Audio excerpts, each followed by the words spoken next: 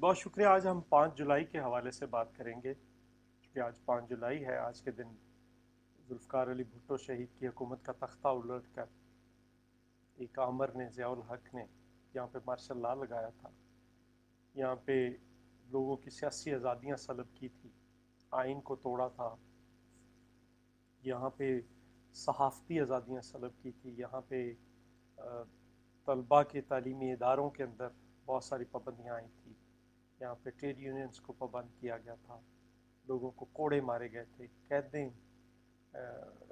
कैदों में रखा गया था, शाही किलों की सौबतें बर्दाश्त की थी, लोगों ने फांसियों पे चढ़े थे। लेकिन मेरे ख्याल के मुताबिक ये उससे कहीं बढ़कर है। जो 5 जुलाई को अगर हम खुद थोड़ा सा इसके अंदर जाएं, थोड़ा सा गौर से देखें, तो हमें ज़्यादा गहराई में नज़र आना शुरू होता है कि उसके असरात से आज तक भी हम निकल नहीं पाए। मुझे सियासत के अंदर ज़ियाउल हक नज़र आता है, मुझे सहाफ़त के अंदर ज़ियाउल हक नज़र आता है, उसकी सोच नज़र आती है।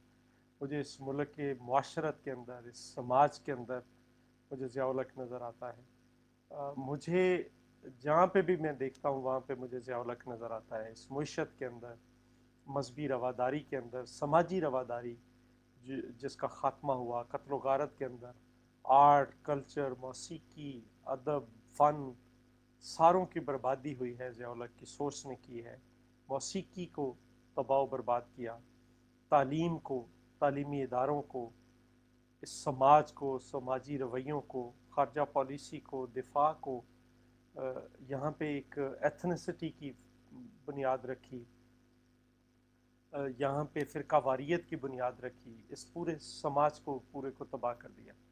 दिल तो चाहता है कि यहाँ पे एक एक टॉपिक पे अलग-अलग बात करें, एक एक इशू पे अलग-अलग बात करें। यहाँ पे किस तरह से किसानों की तंजीमें तबाह की, सियासी जमातों पर पाबंदी लगाई गई। सियासी जमातों के जो कारकुन होते थे वो दहशत गर्द कहलाते थे, और बड़ी देर के बाद 1983 की तहरीक के दौरान जाकर फिर वो सियासी कारकुन, जब सियासी असीरान रिहाई कमेटी बनाई गई, तो तब वो सियासी कारकुन का रुतबा पाए। इसी तरह से बहुत सारे पहलू हैं।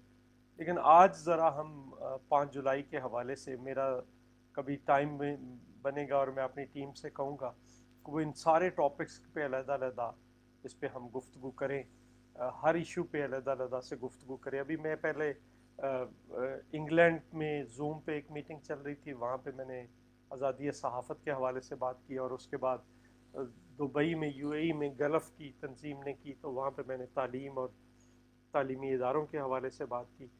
और अभी मेरा दिल कर रहा है कि मैं इन सारे टॉपिक्स पे बात करूं, लेकिन मैं आज मेहनत कशों के हवाले से कि ज़ियाउल हक के दौर में किस तरह से ट्रेड यूनियन को, ट्रेड यूनियनिज़म को कैसे तबाह किया गया, उस पूरा कल्चर एक तबाह बर्बाद कर दिया गया, किस तरह से किया गया। पहले तो वो ऐसे मार्शल लॉ का रेगुलेशन आया जिसके तहत बहुत सारी जगहों पर ट्रेड यूनियन पे बैन कर दिया गया, पाबंदी आयद कर दी गई।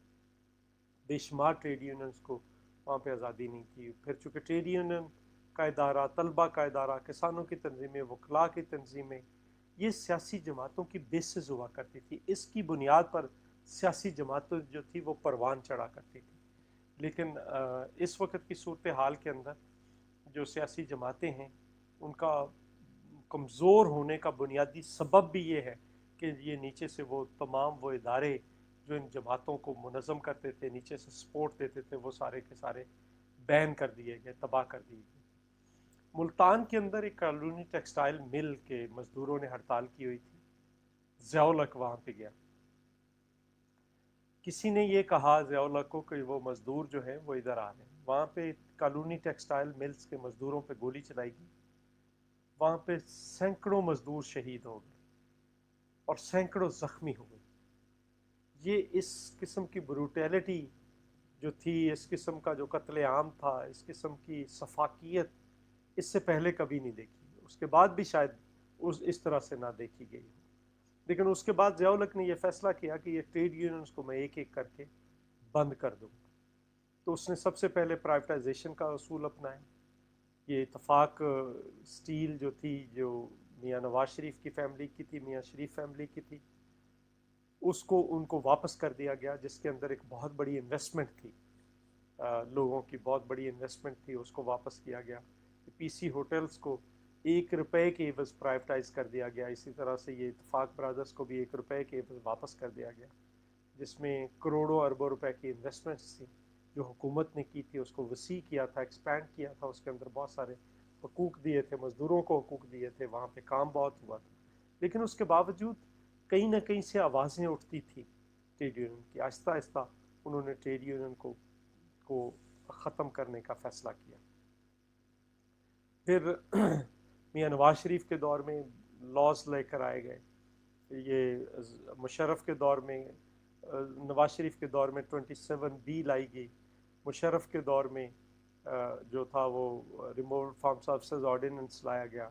اور پھر اس کے بعد جو تھا وہ IRA 2002 لا کر عملاً ٹریڈ یونین پہ پابندی عائد کر دی گئی. 2A کارپوریشن ایکٹ کے اندر انسرٹ کیا گیا. لیکن اگر ہم ذرا غور سے دیکھیں جو نواز شریف کر رہا تھا، جو مشرف کر رہا تھا، یا جو آج کی حکومت کر رہی PIA کے ساتھ، باقی اداروں کے ساتھ، یہ بنیادی طور پر وہ ضیاء الحق کی سوچ ہے جس سے آج ہم لڑ رہے ہیں.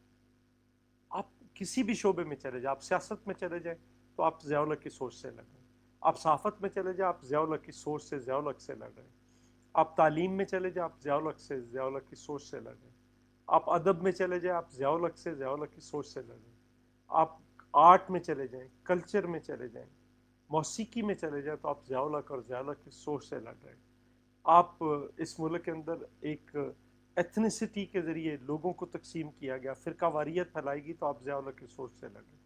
لیکن سب سے زیادہ نقصان جو ہوا وہ طلبہ یونین اور مزدور یونین پہ پابندی سے لگایا گیا. آج بھی اگر آپ اس سوچ کو دیکھیں تو کیا کہتے ہیں یہ لوگ؟ یہ کہتے ہیں کہ ان یونینوں نے اداروں کو تباہ کر دیا.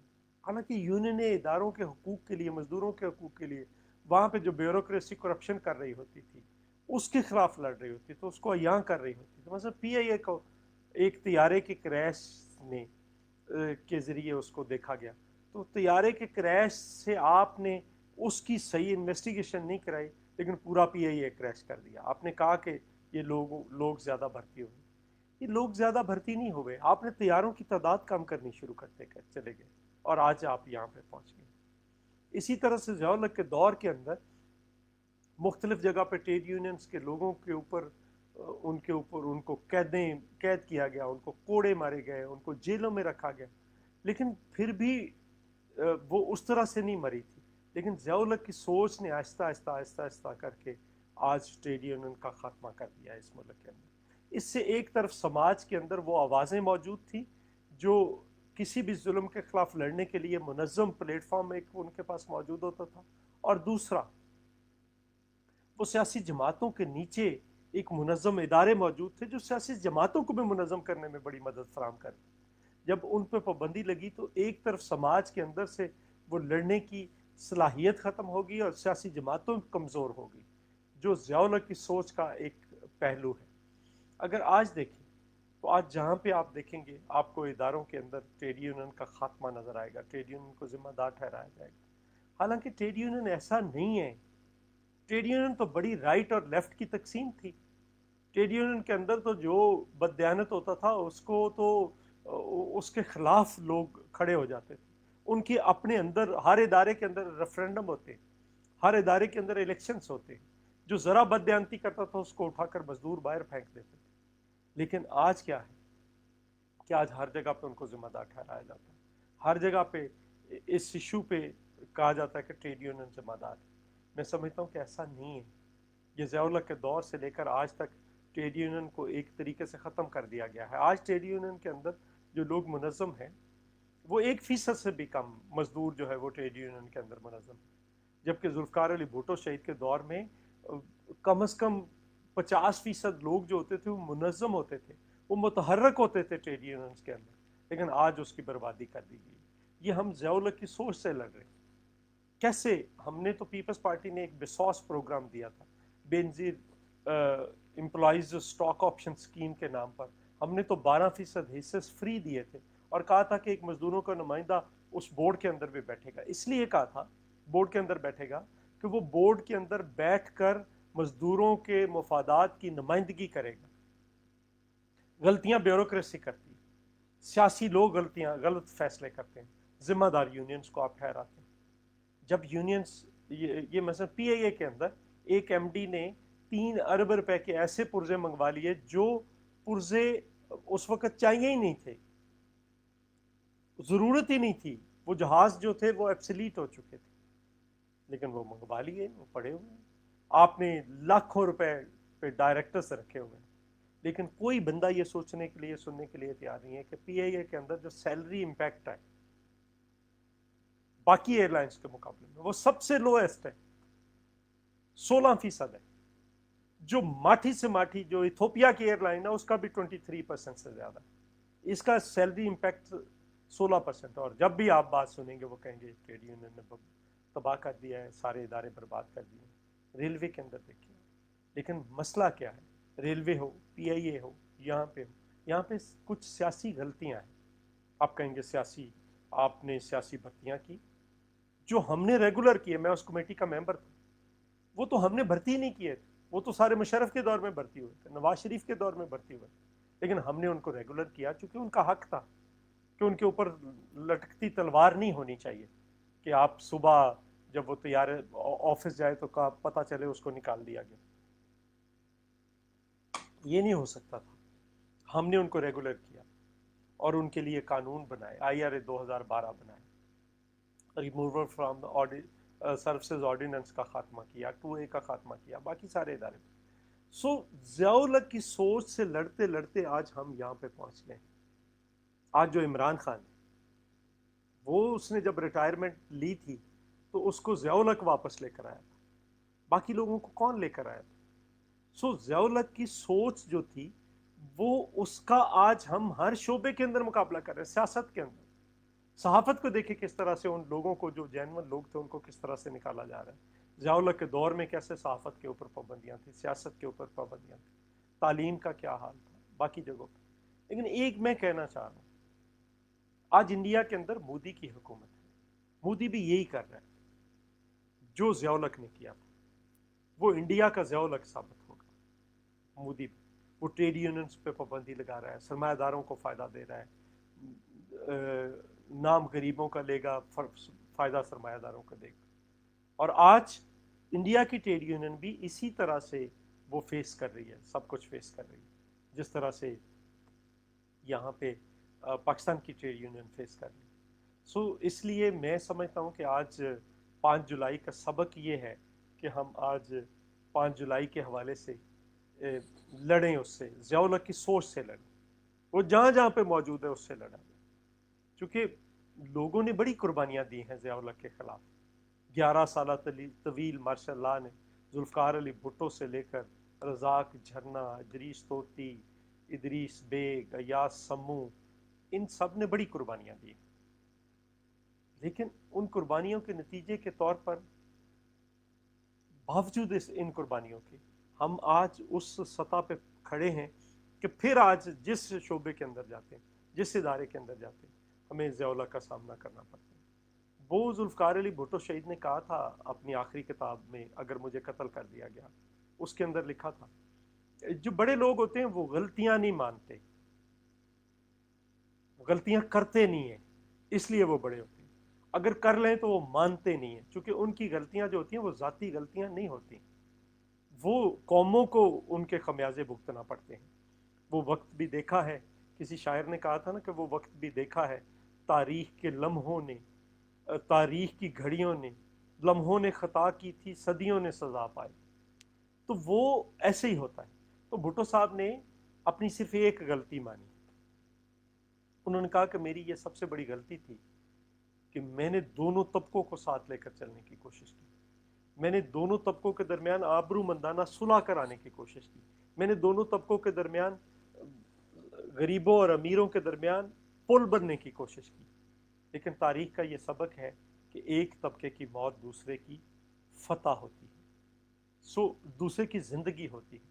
اس لحاظ سے، اس حوالے سے میں سمجھتا ہوں کہ یہ آخر پہ پھر انہوں نے لکھا کہ میرے آخری تجزیے میں ان دونوں میں سے ایک طبقہ حتمی طور پر فتح حاصل کرے گا، اور میرے نزدیک وہ طبقہ اس ملک کا محنت کش طبقہ ہوگا اور مزدور ہوگا. مزدوروں کو آج پھر منظم ہونے کی ضرورت ہے. اگر آپ منظم نہیں ہوتے. تو یہ جو روز ہمیں سبق دیتے ہیں کہ یہ مافیا ہے، کارٹل ہے، کارٹل کیسے پیدا ہوتے ہیں؟ مجھے یہ بتائیں کہ جب یہاں پہ شوگر کا کارٹل ہے، آئل کا کارٹل ہے، سیمنٹ کا کارٹل ہے، گھی کا کارٹل ہے، انہوں نے شوگر ملیں پرائیویٹائز کر دی، جو جو ریاستی کنٹرول میں تھی، جن کو حکومت ریاست چلا رہی. ہمارے یہاں پہ ایک پتوں کی شوگر مل ہوا کرتی تھی، اور پھر اس کے بعد برادر شوگر مل لگی، یہ میاں نواز شریف کی فیملی نے لگا لی. پتوں کی شوگر مل کے اندر جب بھی گنا جاتا تھا اس کا تول پورا ہوتا تھا، اس پہ کاٹ نہیں کاٹی جاتی تھی، پیمنٹ ٹائم پہ ہوتی تھی، اور پیمنٹ پوری ہوتی تھی. کوئی درمیان میں کھڑا نہیں ہوتا تھا جو کسانوں سے اس کی پرچیاں لے کر اس کو کم پیسے دی. چینی بنتی تھی، چینی گورنمنٹ کے پاس ذخیرہ ہو جاتی تھی. جب یہ پرائیویٹ اونرز چینی کی قیمت بڑھانے کی کوشش کرتے تھے، قلت پیدا کرتے تھے، تو حکومت اپنے ذخائر سے وہ چینی مارکیٹ میں لے آتی تھی. لہٰذا وہ کارٹل نہیں بن پا رہا تھا، مافیا نہیں بن رہا تھا. آپ نے ساری شوگر ملیں جو تھی وہ پرائیویٹائز کر دی. اسی طرح سے گھی کی ملیں، اسی طرح سے سیمنٹ کی ملیں. اس وقت دیکھیں کہ کتنا جو تھا وہ اس وقت کی جو ملیں تھیں ان کے ہوتے ہوئے کس طرح سے وہ ہوتا تھا. اور پھر وہ بل پورا دیتے تھے، ٹیکس پورا دیتے تھے، اور بجلی چوری نہیں کرتے تھے. یہ تینوں کام یہ بھی کرتے ہیں. یہ جو رپورٹ آئی ہے اس پہ کیا ہے، ٹیکس کتنا دیا ہے اس پہ، بجلی کے بلوں کو اگر دیکھیں آپ، وہاں پہ باقی چیزوں کو دیکھیں. تو اس لیے ضروری ہے کہ یہ واپس یہ فیصلہ کیا جائے کہ ریاست جو ہے وہ بالکل کیسے اپنے لوگوں سے وہ ہاتھ اٹھا سکتی ہے، کیسے ان کو لے سکتی ہے کہ آپ سرمایہ داروں کے رحم و کرم پہ چلے جائیں، وہ چینی 50 روپے کلو بیچیں یا 85 روپے کلو بیچیں یا 90 روپے کلو بیچیں، وہ آٹا 100 روپیہ مہنگا کر دیں یا 210 روپے مہنگا کر دیں، 300 روپے مہنگا کر دیں، کوئی پوچھنے والا نہیں. تیل